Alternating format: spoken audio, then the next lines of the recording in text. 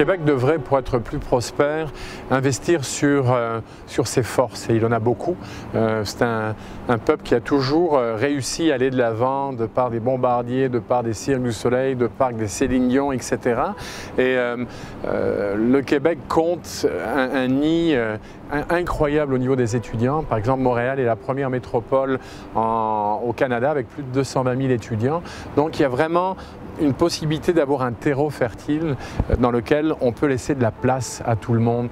Le quartier innovation a la possibilité d'être un écosystème montréalais dans un premier temps qui va permettre de donner je dirais une chance et de faire un maillage avec l'ensemble de différents paliers culturels, paliers social, paliers économiques, urbains, recherche et formation, et utiliser par exemple la force de la jeunesse et la force des talents, pour les garder ici, la force des entreprises et des start-up qui existent dans le quartier, on en compte à peu près 350, et 3, je dirais la force des gens qui habitent dans le quartier. Donc, à partir de ces infrastructures, on essaye, vous savez, je prends comme un pot de miel, d'avoir notre pot de miel et ensuite d'être capable d'attirer les abeilles. Et les abeilles, c'est tout le monde. Bien souvent, j'appelle toujours ça le complexe de Céline Dion, vous devez réussir à l'étranger pour être reconnu au Québec.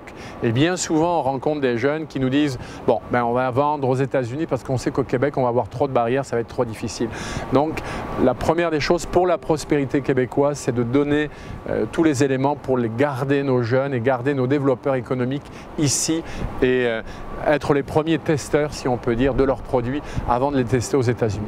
Le message est toujours le même. La chose la plus importante, c'est de bien s'entourer. On peut avoir une idée fantastique, mais pour la mise en marché, pour les ventes, etc., ça peut être difficile par la suite.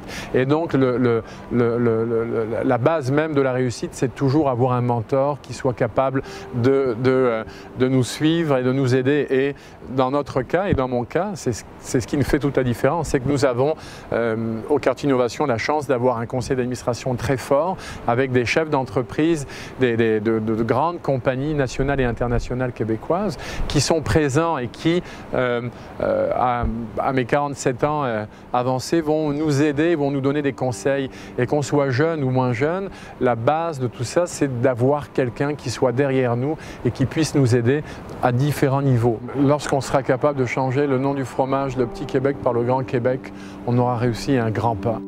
Pour en savoir plus, allez sur prospérité.québec.